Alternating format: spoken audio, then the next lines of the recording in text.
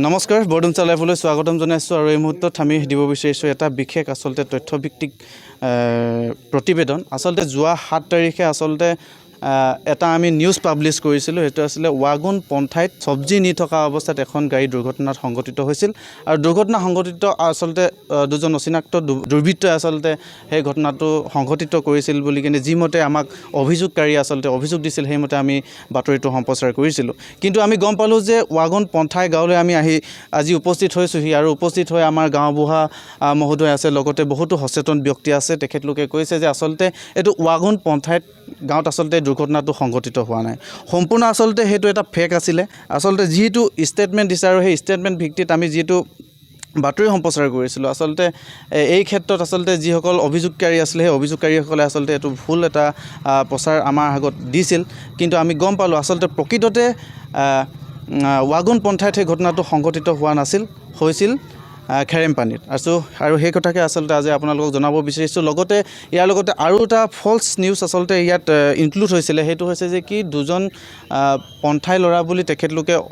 অভিযোগ কৰিছিলে প্ৰথম যিটো বাতৰি সম্প্ৰচাৰ হৈছিলে আৰু সেই প্ৰথম বাতৰিটো আমি পৰাপক্ষত যি অভিযোগকাৰী অনুসৰি অভিযোগকাৰীৰ মন্তব্য মতে আমি সেই বাতৰিটো আমি ডিলিট কৰি দিছিলোঁ আৰু ডিলিট কৰাৰ পাছত আকৌ পুনৰ আমি যিটো শুদ্ধ আচলতে সেই শুদ্ধ হিচাপে অভিযোগকাৰীৰ মতে আমি আচলতে সেই বাতৰিটো সম্প্ৰচাৰ কৰিছিলোঁ কিন্তু কথাটো হ'ল আজি আচলতে এই ঘটনাটোৰ সম্পৰ্কত আমাৰ সচেতন ব্যক্তিসকলে ক'ব আমি তেখেতলোকৰ পৰা আমি জানিব বিচাৰিম ধন্যবাদ প্ৰথমত মই বৰডুমচা লাইভ 24/7 আৰু বৰডুমচা খবৰক মই নমস্কাৰ জনাইছোঁ আজি আমাৰ গাঁৱৰ অহাৰ বাবে মই এইটো ক'ব বিচাৰোঁ কি যোৱা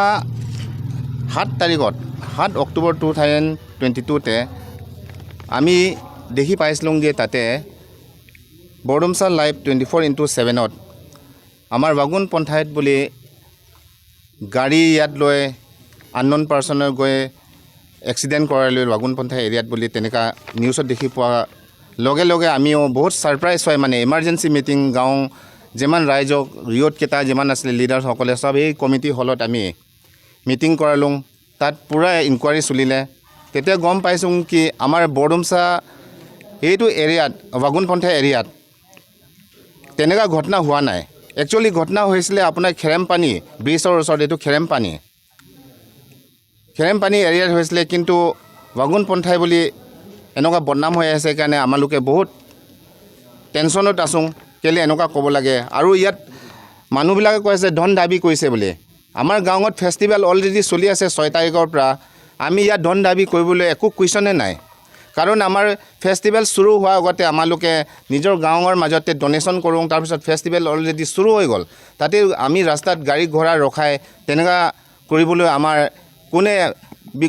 ৰাইট নাই কোনে বি নকৰিব মোৰ সেইটো তাৰপিছত ইয়াতে আমাৰ ভোজপুৰী সংঘৰ প্ৰেছিডেণ্টে তেখেতৰ ষ্টেটমেণ্টে চাইছোঁ তাত ক'লে কি এই যে ল'ৰাজনে গাড়ী ৰখাইছে তাৰ গলাত ঢোল আছিলে বুলি এইটো ঢোল বোকাটো কেতিয়াবি হ'ব নোৱাৰে আমাৰ নিয়মত আছে ঢোল যিমান পাৰ্টি থাকে ঘৰে ঘৰে নাচে এই ঘৰৰ পৰা বেলেগ ঘৰত যাওঁতে ঢোলৱালা পূৰা লাইনত যায় আৰু ভলণ্টিয়াৰ্ছখিনি গাইড কৰি যায় আৰু লগত ছিনিয়ৰ লিডাৰবিলাক যায় এই ঘৰৰ পৰা এই ঘৰ উঠা আগতে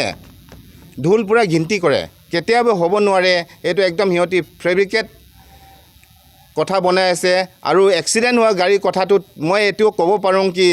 সদায় দিনত সেই চব্জি গাড়ীবোৰ ৰাতি 2-3 বাজিৰ পৰা যায় অভাৰলোড হৈ পিনি যায় গৈ মানে সিহঁতি খেৰেমপানীত এৰিয়া ৱাগুন পন্থাই নহয় খেৰেমপানী এৰিয়াত গৈ সিহঁতি টাৰ্ণিং ল'ব পাৰে নে নিজে তেনেকুৱা এক্সিডেণ্ট হয় আমাক মানে এনে ৱাগুন পন্থাই নামক এলিগেশ্যন লগাইছে কিন্তু এক্সিডেণ্ট হৈছে খেৰেমপানীত ৱাগুন পন্থাই বুলি নিউজত বাৰে বাৰে ওলাই আছে কাৰণে আমি ৰাইজে বহুত বেয়া পাইছোঁ তাত থেংক ইউ এইটো যিহেতু আমাৰ যোনটো বৰডুমচা লাইভ আৰু বৰডুমচা খবৰ আছিলে সিহঁতে আচলতে যোনটো ভিডিঅ' বনাইছে সেইটো আচলতে এইটো ভোজপুৰী সেৱা সংঘৰ চাংলাং ডিষ্ট্ৰিক্টৰ প্ৰেছিডেণ্টে আচলতে তাৰ ষ্টেটমেণ্টৰ ভিত্তিতে বনাইছে তো এই ক্ষেত্ৰত কি ক'ব তেখেতক মই সেইটো ক'ব বিচাৰোঁ কি যোনটো আচলি কথাটোৱে ক'ব লাগে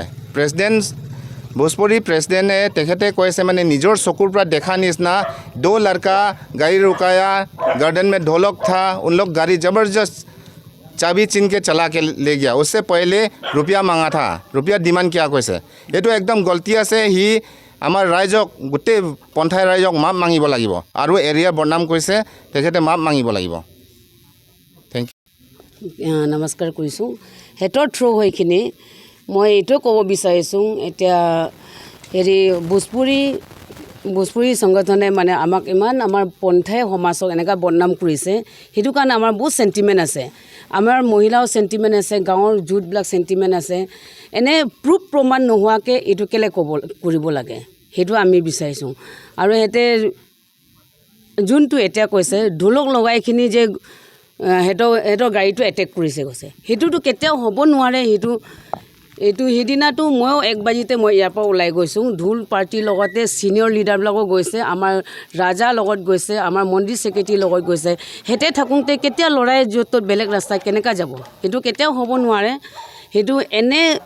মানে বদনাম লগাইছে আমাৰ সমাজকে, পন্থাই সমাজক বদনাম লগোৱাৰ কাৰণে সিহঁতে আমাৰ পৰা মাপ মাগিব লাগে। আৰু যোনটো আমাৰ এগেইনষ্টত কৰিছে FIR দিছে, এইটো ওলাই ল'ব লাগিব, নহ'লেতো আমি ইয়াতেতো নিজৰ ককাই ভাই নিচিনা বহি আছোঁ। বিহাৰী হওক, নেপালী হওক, আদিবাসী, আমি চবেই বৰডুমচাত একেলগতে মিলিখিনি আছোঁ। এতিয়া এইটো এনেকুৱা যদি হ'লেতো আমাৰ বহুত ডাঙৰ গণ্ডগোল হৈ যাব। আমাৰ যুথবিলাকৰ গৰম আছে, কেলৈ নিজৰ কিবা কৰিব, সেইটো হৈ যাব। এইটো কাৰণে সিহঁতে এইটো নৰ্মেলি এইটো উইথড্ৰ কৰিব লাগিব আৰু সিহঁতে মাপ মাগিব লাগিব আমাৰ পৰা, সেইটোৱে মই ক'ব বিচাৰিছোঁ। আপোনালোকে তেখেতলোকৰ প্ৰতিক্ৰিয়া শুনিলে, আৰু প্ৰতিক্ৰিয়া শুনাৰ পাছতে তেখেতলোকে খুব সুন্দৰভাৱে আচলতে সেই দিনটো ঘটনাৰ আঁৰত যি কোনো ধৰণৰ তথ্য নোহোৱাকৈ যে অভিযোগকাৰীয়ে অভিযোগ দিলে বা অভিযোগৰ ফলত যে পন্থাবাকী লোকসকলক এটা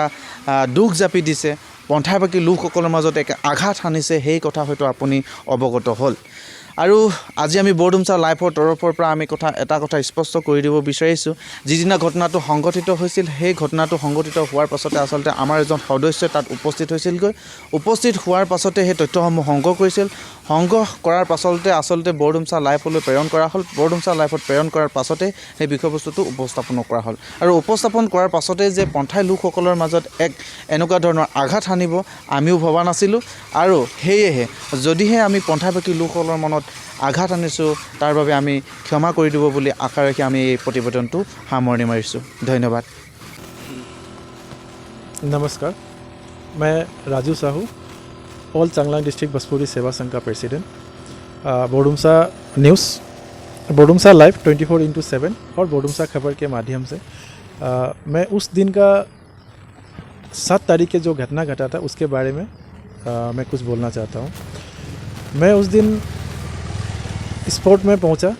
जब वहाँ जाके देखा तो मैं भी कुछ नर्वस था। नर्वस होने के कारण वहाँ के जो भोजपुरी भाई ने हमको जो सलाह दिया, जिस टाइप से उन्होंने बताया कि ऐसा ऐसा हुआ था, मैं वो बिना प्रूफ होते हुए मैंने FIR भी दर्ज करवाया, स्टेटमेंट भी दिया। लेकिन जब छानबीन होने के बाद पता चला वो वागुन पोंथाई नहीं था, वो खिरमपानी में गाड़ी एक्सीडेंट हुआ था। और उन दोनों लड़का जो ढोल लगा के गला पे रखा था, उन्होंने पोंथाई लड़का जो बोला था, मैंने वो शायद गलत था, वो कोई पंथाई लड़का नहीं था। जब अभी वो छानबीन करने के बाद पता चला वो पंथाई लड़का नहीं था, तो उस हिसाब से मैंने जो गलत बयान दिया मीडिया पर्सन को लेके, मैंने गलत न्यूज़ ये किया था। मैंने उन लोगों को कुछ एक मदद के लिए ही गया था, मैं प्रेसिडेंट के हिसाब से मैं मदद करने उन लोगों को गया था। लेकिन जब छानबीन के बाद पता चला वो तो गलत था, मेरे पास प्रूफ नहीं था। उस हिसाब से मैंने जो भी बात बोला था पंथाई के अगेंस्ट में, शायद मेरा गलत था उस समय, वो नहीं बोलना चाहिए था। मैं ये नहीं चाहता था कि कोई पंथाई वाला को हार्ट हो इससे, उनको कोई तकलीफ़ हो इससे। लेकिन मेरे बात से उनको कुछ तकलीफ़ हुआ है, मैं उनके लिए एकदम दिल से माफ़ी मांगता हूँ।